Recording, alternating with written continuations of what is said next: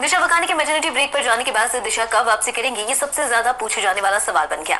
TV के सबसे चहेते sitcom Tarak Mehta का उल्टा चश्मा में दयाबेन का किरदार निभाने वाली एक्ट्रेस 5 साल से शो से गायब है। अपनी पहली प्रेगनेंसी के दौरान मैटरनिटी ब्रेक पर जाने के बाद उन्होंने शो में वापसी नहीं की थी। हालांकि अपने दूसरे बच्चे के जन्म के बाद भी अभी तक ये फाइनल नहीं हुआ कि वो शो में वापस आएंगी या उन्हें रिप्लेस किया जाएगा। जबकि दिशा वकानी की तारक मेहता का उल्टा चश्मा में वापसी के बारे में बहुत कुछ कहा और लिखा गया है। और आपको बता दें कि मीडिया रिपोर्ट्स की माने तो दिशा वकानी उर्फ दयाबेन के शो में वापसी करने की संभावनाएं है।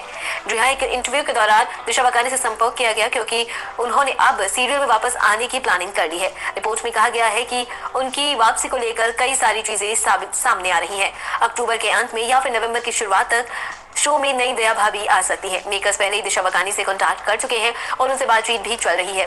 इसका कारण है कि निर्माता इतने लंबे समय से इंतजार कर रहे हैं कि वो दिशा वकानी को वापस चाहते हैं। उनकी प्रायोरिटी दयाबेन को लेकर दिशा वकानी ही है, लेकिन अगर वो वापस आने के लिए राजी नहीं हुई तो नई दयाबेन जरूर आएंगी। वो आपको बता दें कि नवंबर में जल्द से जल्द दयाबेन की एंट्री आपको दिखाई जाएगी। असित कुमार मोदी ने दिशा वकानी की वापसी के बारे में कहा था कि दिशा को बदलने में हमें इतना समय क्यों लगा कि शादी करने के बाद दिशा ने कुछ समय के लिए काम किया, फिर उसने एक ब्रेक लिया और उसे एक बच्चा हुआ और उसे अपने बच्चे की परवरिश के लिए ब्रेक जारी रखा।